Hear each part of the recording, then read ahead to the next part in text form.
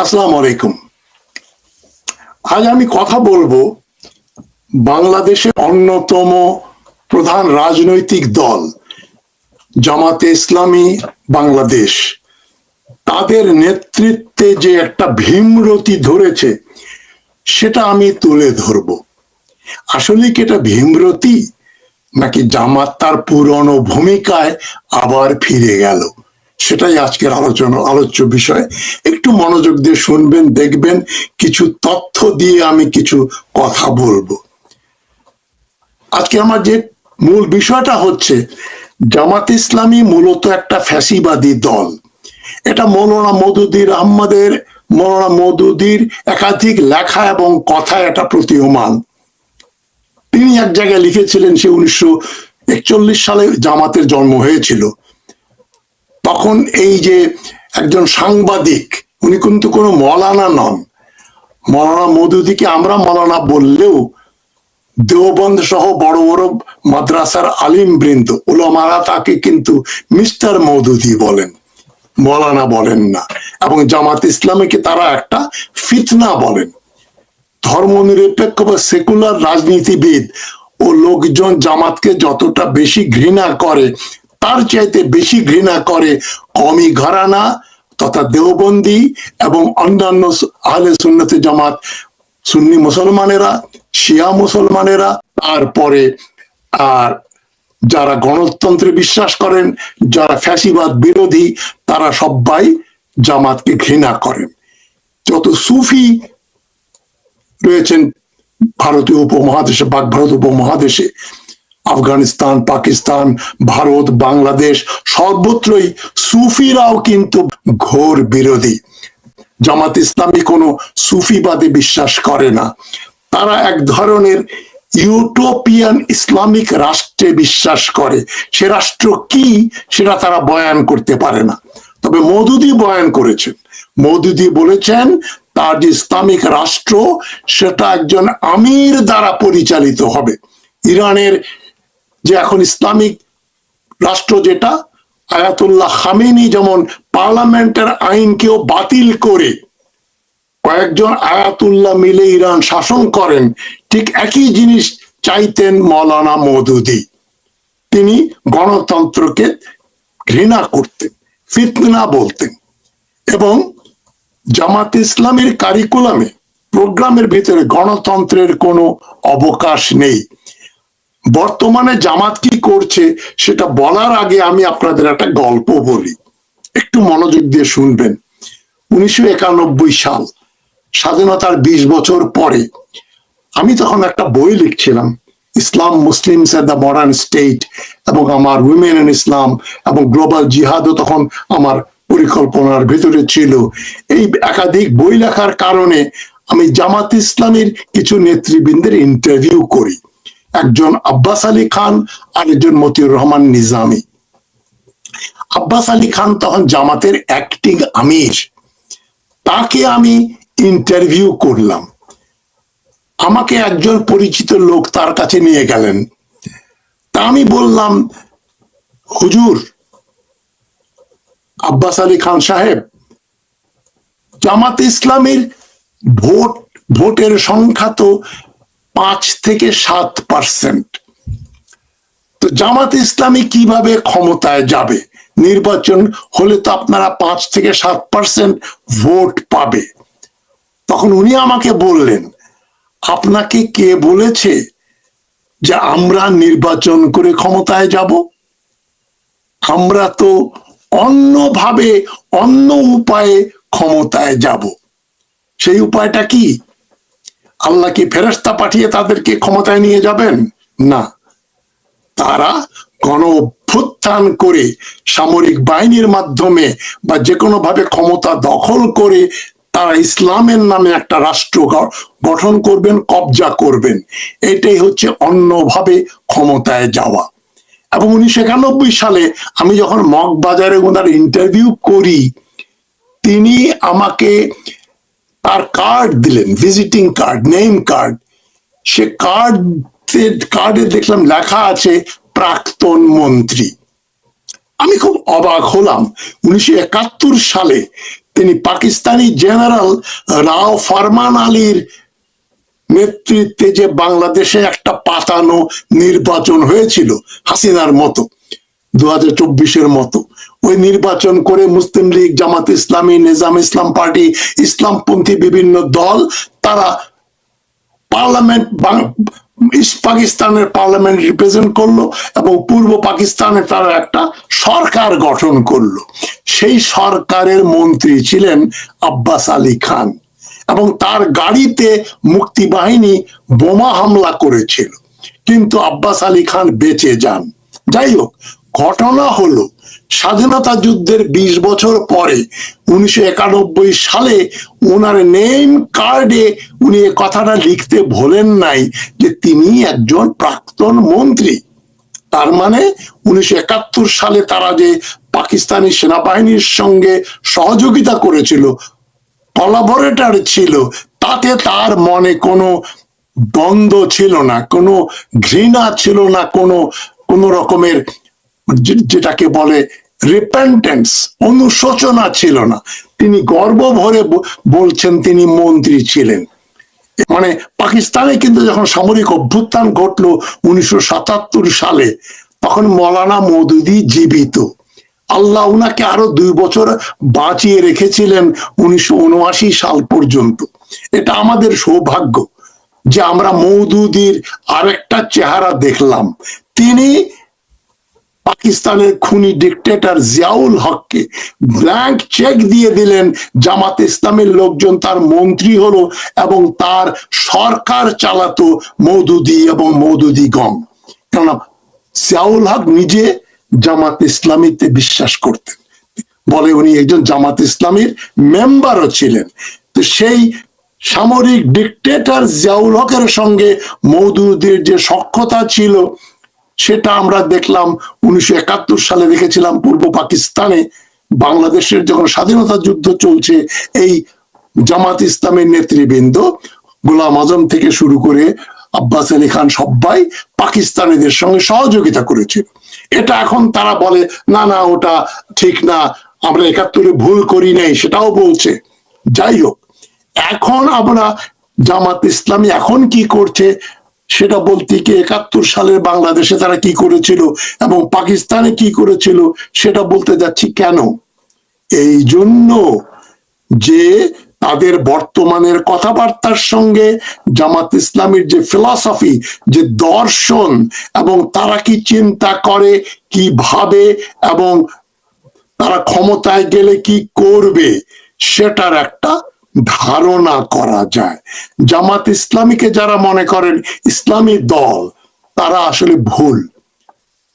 মানে দেওবন্দ মাদ্রাসা থেকে শুরু করে বাংলাদেশের যত কওমি মাদ্রাসা স্ট্রিমে যারা আছেন, হেফাজতে মজলিস থেকে শুরু করে যত পীর সাহেব আছেন, সুফি আছেন এবং দেওবন্দি হুজুরেরা আছেন, তারা কিন্তু জামাত ইসলামীকে ইসলামী দল মনে করে না।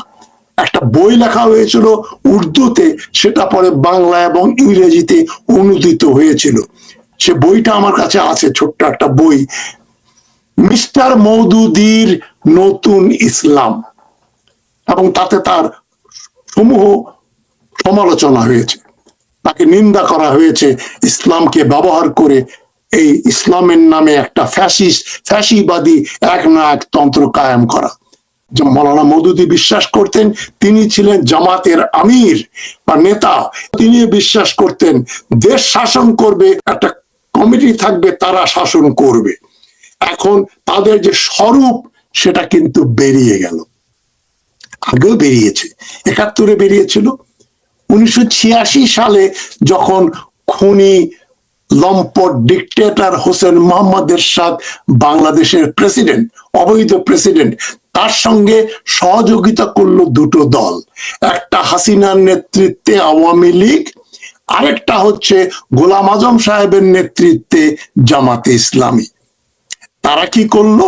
1986 সালে বিএনপি সহ গণতান্ত্রিক দলগুলো যখন ওই নির্বাচন, তথাকথিত পাতানো নির্বাচন বয়কট করলো, যেই নির্বাচনের ব্যাপারে লালদিঘি ময়দান চট্টগ্রামে হাসিনা বলেছিল যারা এরশাদের পাতানো নির্বাচনে যাবে তারা হবে জাতীয় বেঈমান। সেই জাতীয় বেঈমানি করে হাসিনা যখন নির্বাচনে গেল, তাদের সঙ্গে গোলাম আজম গং, মতিউর রহমান নিজামী ও মুজাহিদ সাহেব এরাও ওই নির্বাচনে গেলেন। তার মানে তারা সুবিধাবাদী।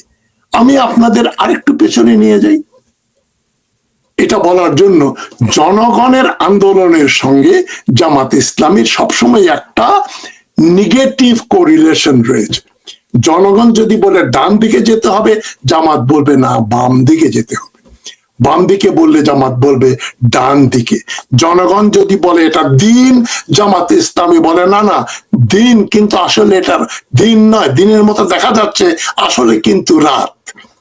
এই জামাত ইসলামীর মৌলানা মওদুদী পাকিস্তান আন্দোলনের ঘোরতম বিরোধীদের মধ্যে একজন ছিলেন। তিনি পাকিস্তানের নেতা, ফাউন্ডার মোহাম্মদ আলী জিন্নাহকে বলতেন কাফিরে আজম। লোকজন তাকে আদর স্নেহ করে বলতো, শ্রদ্ধা ভরে বলতো কায়েদে আজম। আর মওদুদী এবং তার সমর্থকরা বলতেন কাফিরে আজম। মানে গ্রেট লিডার না, গ্রেট কাফির হচ্ছেন মোহাম্মদ আলী জিন্নাহ। এবং পাকিস্তানের বিরোধিতা করতে মৌলানা মওদুদী কোনো কাঠখড় পোড়াতে কোনো কার্পণ্য করেননি। কিন্তু আল্লাহর কি বিধান দেখেন, কি পরিহাস। তিনি 1947 সালে পার্টিশনের সময় ভারতে ছিলেন। ভারতের পাঞ্জাবে যখন মুসলিম নিধন চলছে, উনি জান বাঁচিয়ে লাহোরে পালিয়ে আসলেন। যে পাকিস্তানের উনি বিরোধিতা করলেন, সেই পাকিস্তানে উনি আশ্রয় গ্রহণ করলেন। এবং আশ্রয় গ্রহণ করার পরেই তার আসল রূপ আবার দেখালেন মৌলানা মওদুদী। মওদুদী তো বেঁচে নাই। কেন বলছি? মওদুদী হচ্ছে এদের ইমাম, এদের পয়গম্বরের মতো জামাত ইসলামের। মওদুদীর লেখা জামাত না পড়লে জামাতি হওয়া যায় না। এই মওদুদী পাকিস্তানের বিরোধিতা করলো। পাকিস্তানে আশ্রয় পাওয়ার পরে 1953 সালে লাহোরে একটা দাঙ্গা বাঁধিয়ে দিল এবং মৌলানা মওদুদীর বিচারে ফাঁসির রায় হলো। সৌদি আরব, এই কুখ্যাত সৌদি আরবের বাদশাহ ইবনে সৌদ তখন পাকিস্তানের প্রধানমন্ত্রীর কাছে, খাজা নাজিমুদ্দিনের কাছে তিনি আবেদন করে মওদুদীর ফাঁসির আদেশ থেকে তাকে নিষ্কৃতি দিলেন। 1953 সালে মওদুদীর ফাঁসি হয়ে গেলে 71 এবং তারপরে এই যে ফ্যাসিবাদী যে চক্রান্ত, যে কাজকর্ম জামাত করে, সেটা করতে পারতো না। সেই জামাত ইসলাম 71 সালে বাংলাদেশের বিরুদ্ধাচরণ করলো। 77 থেকে 88 পর্যন্ত তারা পাকিস্তানে যে ইসলামের নামে যে অপশাসন, এখনো যে পাকিস্তান একটা পশ্চাৎপদ দেশ হয়ে গেছে, তার মূলে রয়েছে মওদুদী এবং জিয়াউল হক। এখন আমি কথা বলছি কেন? পরশুদিন রংপুরে এক সভায় এই যে ডাক্তার শফিকুর রহমান, যিনি একসময় জাসদ করতেন, মেডিকেল ডাক্তার। আরে বাবা ডাক্তার সাহেব, আপনি ইসলাম সম্বন্ধে পড়াশোনা করার সময় পেলেন কোথায়? কমসে কম 20 বছর তো আপনার পড়াশোনা দরকার। মেডিকেল MBBS পাশ করেছেন, তারপরে আপনি ইসলাম সম্বন্ধে জানলেন কোথায়? প্রচুর ইঞ্জিনিয়ার, ডাক্তার এবং অ্যাকাউন্টেন্ট কিন্তু এখন বর্ন এগেইন মুসলিম। তারা যে কোনো মুসলিম স্কলারের চাইতে ইসলাম বেশি জানেন, বেশি বোঝেন। শফিকুর রহমান তাদের একজন। তিনি বললেন এই যে বিপ্লবের পরে, 24-এর বিপ্লবের পরে, যে আওয়ামী লীগকে আপনারা ফ্যাসিস্ট বলে বলেন কেন? আওয়ামী লীগকে ফ্যাসিস্ট বলা উচিত নয়, এবং আওয়ামী লীগকে সাথে নিয়েই আমরা রাজনীতি করতে চাই। কি একটা আওয়ামী গন্ধ পাওয়া যায় না? পাওয়া যায় বই কি। জামাত এখন পেছনের দরজা দিয়ে ভারত এবং আওয়ামী লীগের দালালি করছে, এবং বাংলাদেশে সে দালালির প্রধান হোতা হচ্ছেন জেনারেল ওয়াকারুজ্জামান, ডক্টর আসিফ নজরুল এবং শাহাবুদ্দিন চুপ্পু এবং আরো ছড়িয়ে ছিটিয়ে থাকা আওয়ামী বুদ্ধিজীবী, সাংবাদিক, আমলা, জেনারেলস, কমপক্ষে 30-40 জন জেনারেল যারা হাসিনার আমলে কাজ করেছেন, মানুষ খুন করেছে, তারা কিন্তু এখনো মনে প্রাণে আওয়ামী। আমি পরপর তৃতীয়বার বলছি, একটু মনোযোগ দিয়ে শুনবেন আমার কথাটা এবং বিচার করে চিন্তা করে দেখবেন, ক্রিটিক্যাল থিঙ্কিং করবেন। আমি মনে করি বাংলাদেশে এখন দুটো সরকার পাশাপাশি কাজ করছে। একটা হচ্ছে মার্কিন পন্থী ডক্টর ইউনূসের সরকার, আরেকটা হচ্ছে ভারত ও আওয়ামী লীগ পন্থী ওয়াকারুজ্জামান, শাহাবুদ্দিন চুপ্পু ও আসিফ নজরুলদের সরকার। একটা ভারতপন্থী আর ডক্টর ইউনূসেরটা মার্কিন পন্থী। এই মার্কিন পন্থী সরকার মনে করে আওয়ামী লীগ একটা লায়াবিলিটি, আওয়ামী লীগকে নিষিদ্ধ না করলেও তারা যেন অচিরেই ক্ষমতায় আসতে না পারে, সেটা চায় আমেরিকা। আর ভারতপন্থী আওয়ামীপন্থী ওয়াকারুজ্জামানরা চায় হাসিনাকে আবার ফেরত আনা হবে, হাসিনা না হলে তার দলের থেকে কেউ ক্ষমতা গ্রহণ করবে, এবং ওয়াকারুজ্জামান সুপরিকল্পিত ভাবে এগুচ্ছেন একটা সামরিক অভ্যুত্থানের মাধ্যমে এই দেশে নির্বাচন করা সম্ভব হলো না, একটা খুনাখুনি মারামারি লাগবে, কিন্তু শফিকুর রহমান ওটারই পরিকল্পনা করছেন নির্বাচন করা যাবে না বলে।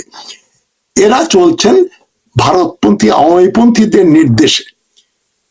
কোন অরিজিনাল থিঙ্কিং করার কোন সামর্থ্য জামাতিদের নেই এবং তারা সবসময় গণবিরোধী।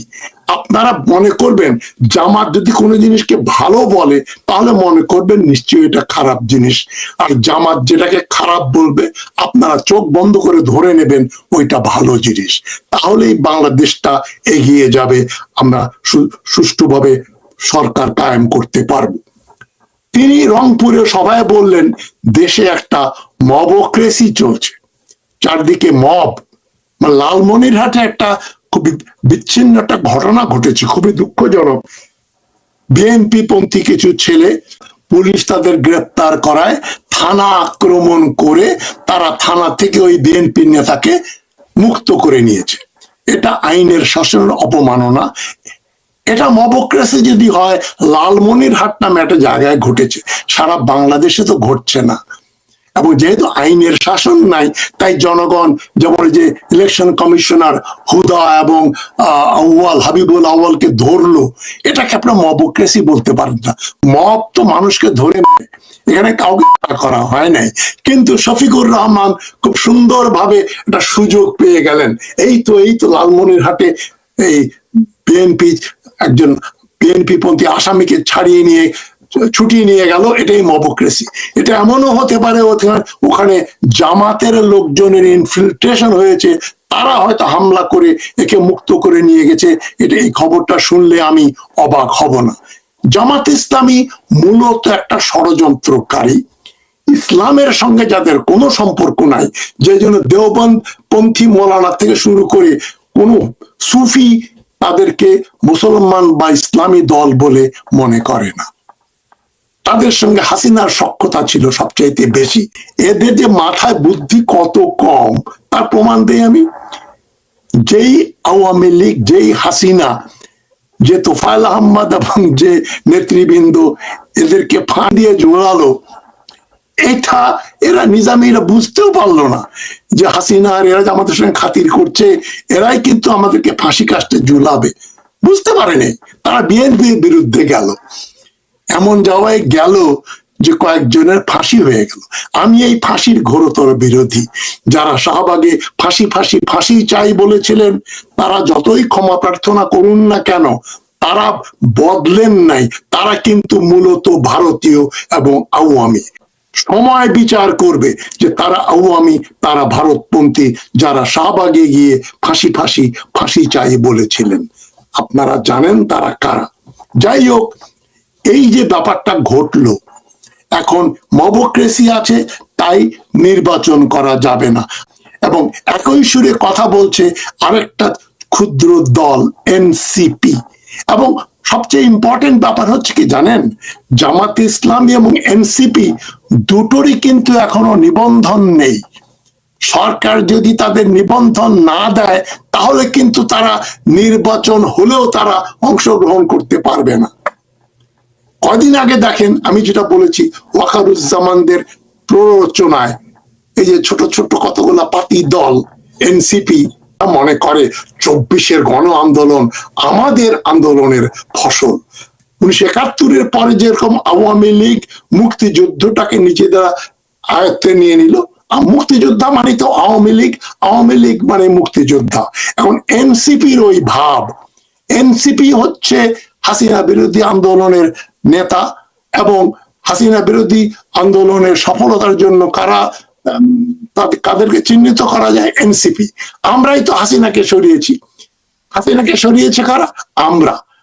আর বাদ বাকি লোক 15 বছর যাবৎ যে হাসিনার বিরুদ্ধে লেখনী ধরেছেন, দেশে এবং দেশের বাইরে থেকে কথা বলেছেন, টাকা পাঠিয়েছেন, আন্দোলনের জন্য অনেক পয়সা খরচ করেছেন, জেল খেটেছেন, গুম হয়েছেন, তাদের কোনো নাম নেই।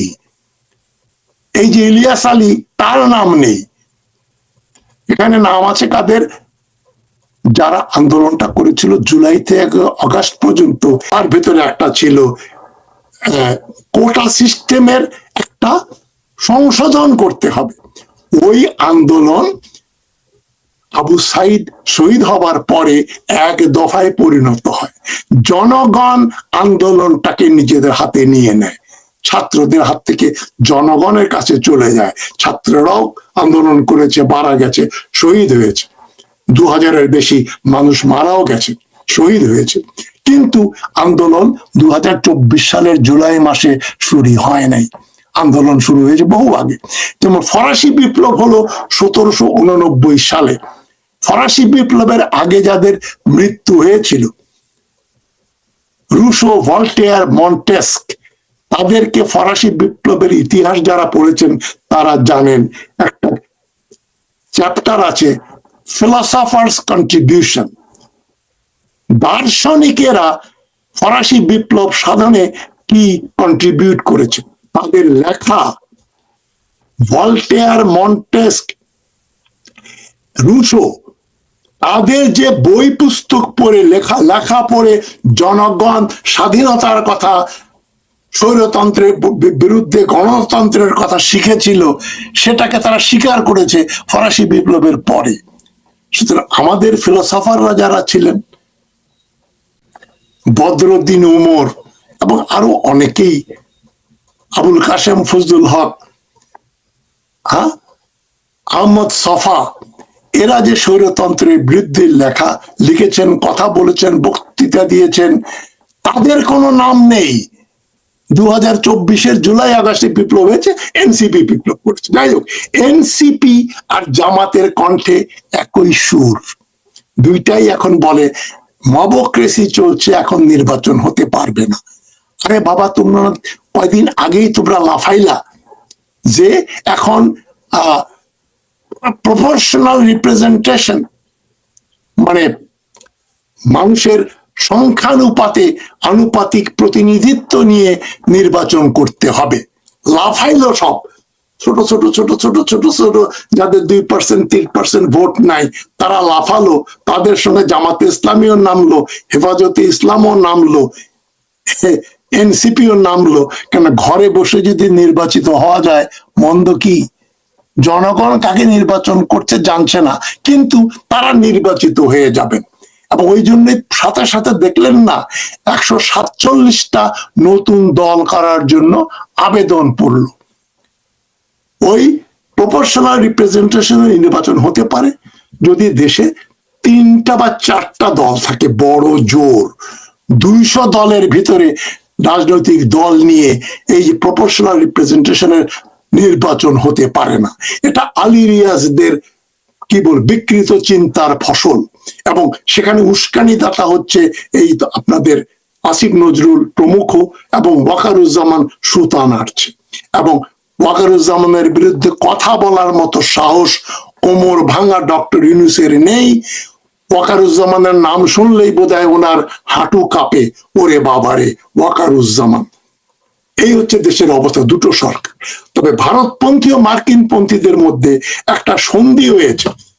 আপাতত তারা মারামারি করছে না, তবে গোপনে গোপনে বিরোধিতা করছে, কেননা ইউনূস মনে করে এখন আওয়ামী লীগকে ক্ষমতায় আনা যাবে না, নিষিদ্ধ করা যাবে না, ক্ষমতায় আনা যাবে না। ওয়াকারুজ্জামান নির্বুদ্ধিতা করে মনে করছে ক্ষমতায় আনা যাবে, এবং তারা জামাত ইসলামী, এনসিপি আর ছোট ছোট দলগুলোকে ব্যবহার করছে।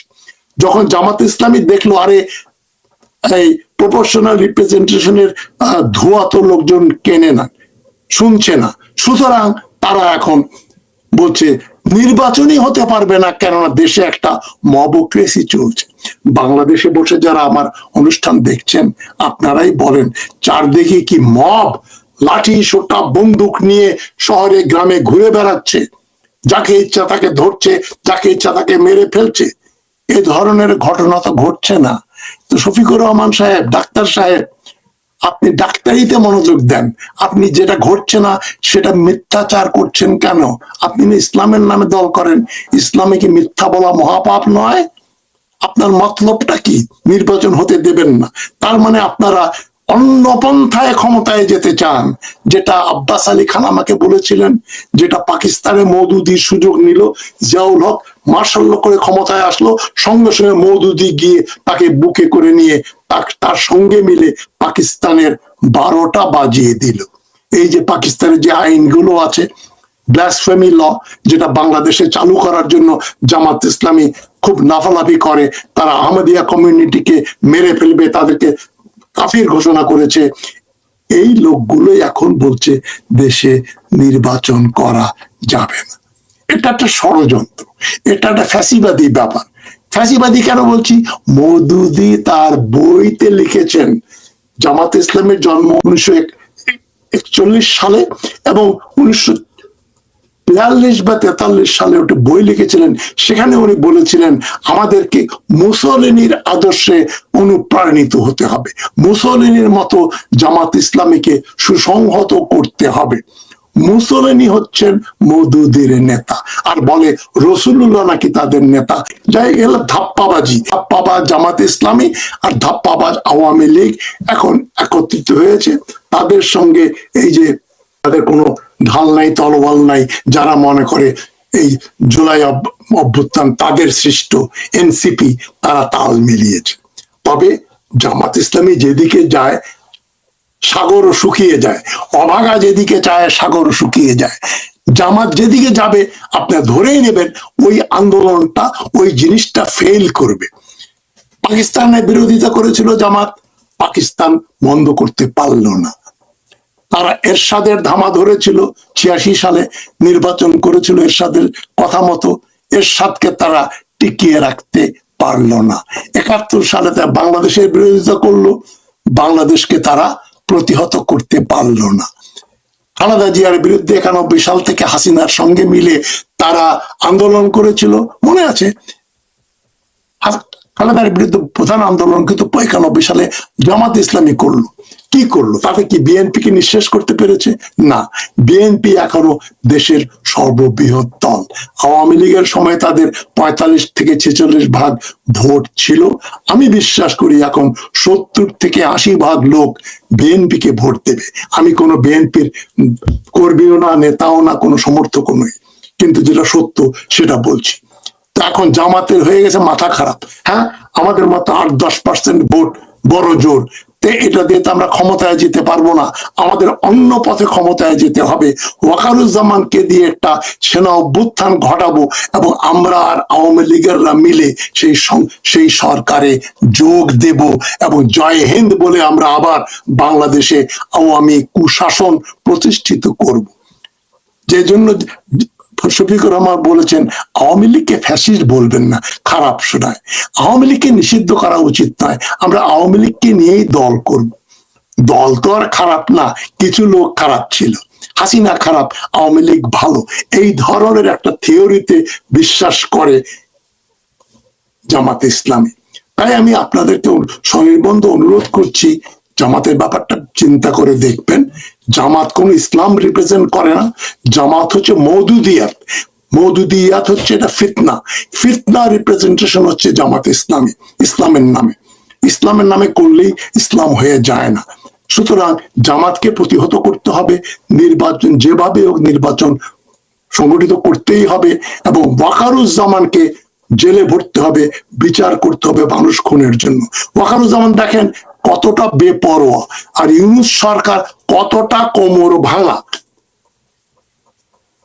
ওয়াকারুজ্জামান কি করলো? কয়দিন আগে ব্রিগেডিয়ার জেনারেল হাসান নাসির, যিনি 24-এর আন্দোলনের একজন নেতা, যিনি বিডিআর ম্যাসাকারের সময় ইউনিফর্ম পরা ব্যক্তি, বিডিআর ম্যাসাকারের হাসিনার ভূমিকার নিন্দা করেছেন, এবং তিনি বলেছিলেন ইনকোয়ারি কমিশনে সাহারা খাতুন হোম মিনিস্টার থাকতে পারবে না। তাকে হাসিনা সুকৌশলে সেনাবাহিনী থেকে বের করে দেয়। এবং ওয়াকারুজ্জামান কি করলো? সুকৌশলে ইউনূসের তোয়াক্কা না ধরে ঢাললো না, সে হাসান নাসিরকে বাংলাদেশের সব সেনাবাহিনীর ক্যান্টনমেন্ট থেকে অবাঞ্ছিত ঘোষণা করলো। এমনকি সিএমএইচেও তিনি চিকিৎসা নিতে পারবেন না। আমি এর বিরুদ্ধে কথা বলেছি, এর বিরুদ্ধে জনগণ ফুঁসে উঠছে।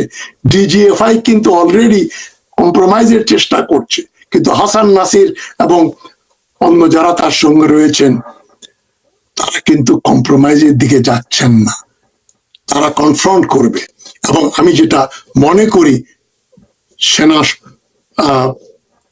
বাহিনীর কেন্দ্রগুলোতে, ছাউনিগুলোতে, ক্যান্টনমেন্টেও একটা কিছু ঘটছে, এবং ওয়াকারুজ্জামান লাফালাফি করছেন। আমাকে ওই কথাটা মনে করিয়ে দেয়, পিপিলিকার পাখা ওঠে মরিবার তরে। এখন জামাত ইসলামীরও পাখা গজিয়েছে ওয়াকারুজ্জামানের সাহস দেওয়াতে। জামাত ইসলামী আপনারাও কিন্তু ওই পিপিলিকার মতো আগুনে ঝাঁপ দেবেন, এবং যা কিছু অবশিষ্ট আছে ওটা পুড়ে ছারখার হয়ে যাবে। আপনারা ফ্যাসিস্ট পার্টি, হিটলারের নাৎসি পার্টির মতো, সাদ্দাম হোসেনের বাথ পার্টির মতো, এবং হাসিনার আওয়ামী লীগের মতো নিশ্চিহ্ন হয়ে যাবেন। আপনারা আন্দোলন করুন, ওয়াকারুজ্জামানের বিচার চাই, এবং তার সঙ্গে জেনারেলদের বিচার চাই, গণহত্যার বিচার চাই। এই দাবি করে আপনারা রাস্তায় নামেন। ভালো থাকবেন সবাই। ইনকিলাব জিন্দাবাদ। আসসালামু আলাইকুম।